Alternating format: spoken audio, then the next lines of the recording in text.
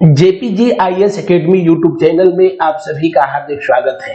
आज है 21 अप्रैल 2020 और प्रतिदिन की भांति आज भी हम लोग स्थिति से संबंधित जितने भी इंपॉर्टेंट करंट अफेयर के क्वेश्चन होंगे वन बाय वन करके डिस्कस करेंगे।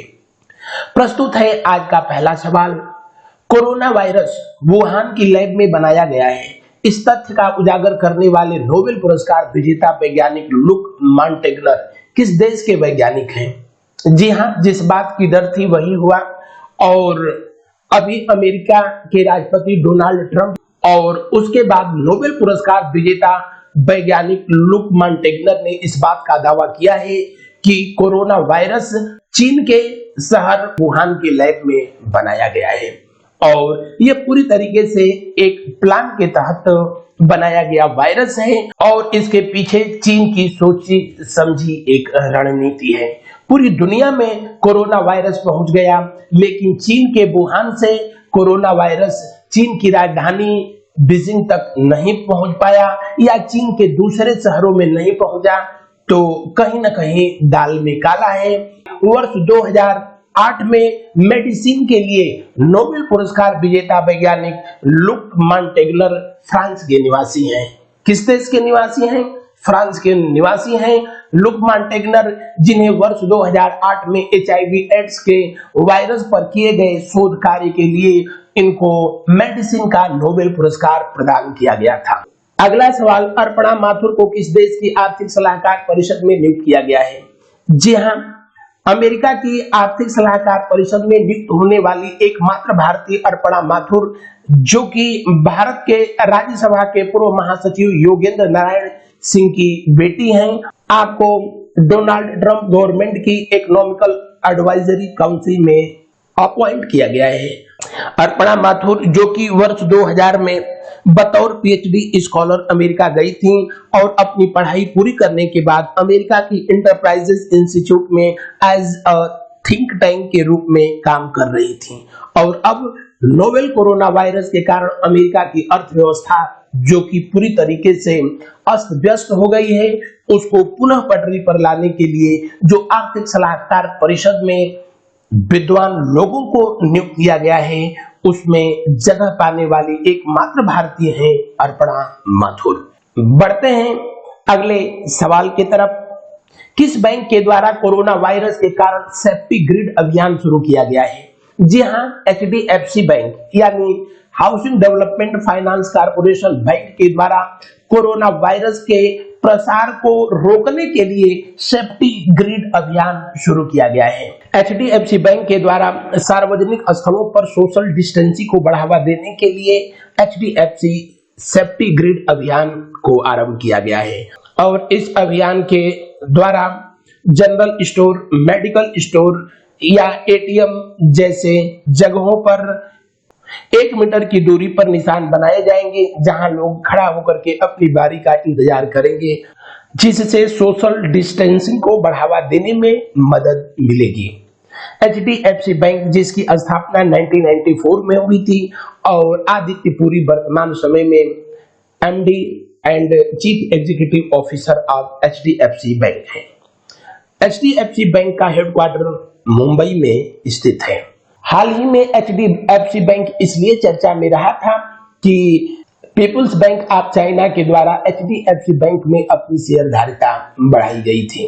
बढ़ते हैं अगले सवाल की तरफ। अगला सवाल, ट्री मेरे सूरज सालजार किस राज्य में सर्प की नई प्रजाति खोजी गई है? जी हां, ट्री मेरे सूरज सालजार नामक सर्प की नई प्रजाति अरुणाचल प्रदेश में खोजी गई है। अरुणाचल प्रदेश भारत का वह राज्य है जिसकी सीमा 3 देशों के साथ लगती है, चीन, म्यांमार, भूटान। अरुणाचल प्रदेश की सीमा भारत के सिर्फ 2 राज्यों से लगती है और वो है असम और नागालैंड। अरुणाचल प्रदेश को पहले नेफा के नाम से जाना जाता था। नेफा बोले तो नॉर्थ ईस्ट फ्रंटियर एजेंसी। आपको बता दें, अरुणाचल प्रदेश और मिजोरम दोनों का उदय एक ही दिन 20 फरवरी 1987 के दिन हुआ था। अरुणाचल प्रदेश को चाइना के द्वारा दक्षिण तिब्बत बताया जाता है और चाइना के बीच जो इंटरनेशनल बाउंड्री है उसी को मैकमोहन रेखा के नाम से जाना जाता है। मैकमोहन रेखा का निर्धारण 1914 में हेनरी मैकमोहन के विशेष प्रयास से किया गया था। हालांकि इसे चाइना मानने से इनकार करता है, जबकि मैकमोहन रेखा को ही भारत और चीन के बीच इंटरनेशनल बाउंड्री करार देता है। अरुणाचल प्रदेश, जिसकी राजधानी ईटानगर है, पेमा खांडू अरुणाचल प्रदेश के चीफ मिनिस्टर हैं, जबकि बीडी मिश्रा अरुणाचल प्रदेश के राज्यपाल हैं। अगला सवाल, तिरंगा टोटल इंडिया रिमोट एनालिसिस निरोगी अभियान क्या है? जी हाँ, केरल का एक जिला है जिसका नाम है पठनमथिट्टा, और पठनमथिट्टा जिले में कोविड-19 का तेजी से जांच के लिए एक अभियान चलाया गया जिसका नाम दिया गया तिरंगा, जिसका मतलब है टोटल इंडिया रिमोट एनालिसिस निरोगी अभियान। और सही माने में तिरंगा एक टेस्ट व्हीकल है। तिरंगा कोविड-19 की जांच के लिए चलाया गया स्पेशल टाइप की वाहन है, टेस्ट व्हीकल है, जो कि विभिन्न क्षेत्रों में पहुंच करके स्पेशली रिमोट एरिया में, ग्रामीण क्षेत्रों में डोर टू डोर लोगों का कोरोना टेस्ट शुरू करने के लिए ये अभियान चलाया गया है।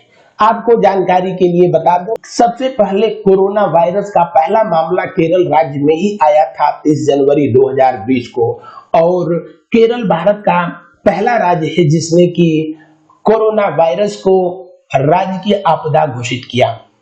केरल भारत का वह राज्य है जिसकी राजधानी है तिरुवनंतपुरम, और यहाँ के मुख्यमंत्री हैं पी विजया। यहाँ के राज्यपाल हैं आरिफ मोहम्मद खान। और केरल भारत के अरब सागर के तट से लगता है। केरल का वह हिस्सा जो अरब सागर के तट से लगता है जिसे कि मालाबार तट के नाम से जाना जाता है। बढ़ते हैं अगले सवाल की तरफ। उड़ान से पहले अपने यात्रियों का कोविड-19 टेस्ट कराने वाली पहली एयरलाइंस है। जी हाँ, उड़ान भरने से पहले अपने प्रत्येक यात्रियों का कोविड-19 रैपिड टेस्ट कराने वाली पहली एयरलाइंस है अमीरात एयरवेज। अमीरात एयरवेज संयुक्त अरब अमीरात की एयरलाइंस है। संयुक्त अरब अमीरात जिसकी राजधानी है अबू धाबी, और संयुक्त अरब अमीरात की करेंसी है दिरहम। अगला सवाल, नेत्रहीन लोगों के लिए टॉक बैक नामक ब्रेल कीबोर्ड किसने जारी किया है? जी हाँ, नेत्रहीन लोगों के लिए टॉक बैक नामक ब्रेल कीबोर्ड गूगल के द्वारा जारी किया गया है, जिससे कि नेत्रहीन लोगों को टाइपिंग में मदद मिल सके। गूगल, जिसकी स्थापना 1998 में अमेरिका में हुआ था, इसके संस्थापक लैरी पेज और एस बरीन, और इसका हेडक्वार्टर है कैलिफोर्निया, अमेरिका। वर्तमान समय में गूगल के चीफ एग्जीक्यूटिव ऑफिसर हैं सुंदर पिचाई, जो कि भारतीय व्यक्ति हैं, और गूगल की पेरेंट कंपनी है जिसका नाम है अल्फाबेट इंक। तो गूगल के द्वारा ही नेत्रहीन लोगों के लिए टॉक बैक नामक ब्रेल कीबोर्ड जारी किया गया है। बढ़ते हैं अगले सवाल की तरफ। टीम मास्क फोर्स जागरूकता अभियान किसके द्वारा शुरू किया गया है? जी हाँ, पब्लिक प्लेस पे मास्क का उपयोग करने के लिए टीम मास्क फोर्स नामक अवेयरनेस कैंपेन बीसीसीआई के द्वारा शुरू किया गया है। दरअसल बीसीसीआई के द्वारा जारी किया गया एक वीडियो जिसमें कि भारत के क्रिकेटर विराट कोहली, सचिन तेंदुलकर, सौरव गांगुली, स्मृति मंधाना, रोहित शर्मा, हरभजन सिंह, हरमनप्रीत कौर, वीरेंद्र सहवाग, राहुल द्रविड़ जैसे खिलाड़ियों को सार्वजनिक स्थानों पर मास्क पहने हुए दिखाया गया है, और लोगों को पब्लिक प्लेस पे मास्क का प्रयोग करने के लिए जागरूक करते हुए दिखाया गया है। टीम मास्क फोर्स जागरूकता अभियान का मुख्य उद्देश्य है कोरोना पर नियंत्रण रखना। किसके द्वारा शुरू किया गया है? बीसीसीआई के द्वारा शुरू किया गया है। बीसीसीआई बोले तो board of control for cricket in India, जिसकी स्थापना 1928 में हुई और इसका हेडक्वार्टर है मुंबई। आपको बता दें बीसीसीआई जिसके सेक्रेटरी हैं जय शाह और इसके अध्यक्ष हैं सौरव गांगुली। अगला सवाल, फिल्म अभिनेत्री आनर ब्लैकमैन का निधन हो गया, ये किस देश से थी? जी हाँ, जेम्स बॉन्ड की फिल्म में किरदार निभा करके प्रसिद्धि प्राप्त करने वाली फिल्म अभिनेत्री आनर ब्लैकमैन का संबंध ब्रिटेन से था, जिनका पिछले दिनों निधन हो गया। नेक्स्ट एंड लास्ट क्वेश्चन, संयुक्त राष्ट्र चीनी भाषा दिवस कब मनाया गया? जी हां, आपको बता दें संयुक्त राष्ट्र महासभा के प्रस्ताव पे प्रतिवर्ष 20 अप्रैल को चीनी भाषा दिवस के रूप में मनाया जाता है। हालांकि सबसे पहले वर्ष 2010 में इसे 12 नवंबर को मनाया गया था, लेकिन उसके बाद से इसे प्रतिवर्ष 20 अप्रैल को मनाया जाता है। 20 अप्रैल को संयुक्त राष्ट्र चीनी भाषा दिवस मनाए जाने के पीछे कारण यह है कि यह दिन कंगीजी को श्रद्धांजलि देने के लिए मनाया जाता है, जिन्हें एक पौराणिक कथा के अनुसार लगभग 5000 साल पहले चीनी अक्षरों का आविष्कारक माना जाता है। आपको बता दें कि सबसे अधिक अगर किसी भाषा में अक्षरों की संख्या है तो चीनी भाषा में, और वो है 206। बढ़ते हैं best feature of the session question of the day. सुप्रसिद्ध हास्य कलाकार टिम ब्रूक टेलर का कोविड-19 के कारण निधन हो गया। ये किस देश के निवासी थे? इस सवाल का जवाब आपको कमेंट बॉक्स में टाइप करना है। पिछले वीडियो में मैंने पूछा था रंजीत चौधरी का निधन हो गया, ये किस क्षेत्र से संबंधित थे? जी हाँ, बॉलीवुड और हॉलीवुड फिल्म कलाकार रंजीत चौधरी का 64 वर्ष की अवस्था में निधन हो गया, और इनको कामसूत्र, खूबसूरत, खट्टा मीठा जैसी फिल्मों में अभिनय के लिए जाना जाता है। ये था आज का सेशन। मिलते हैं next day new current affair video के साथ। थैंक यू, धन्यवाद। आप सभी का दिन शुभ हो।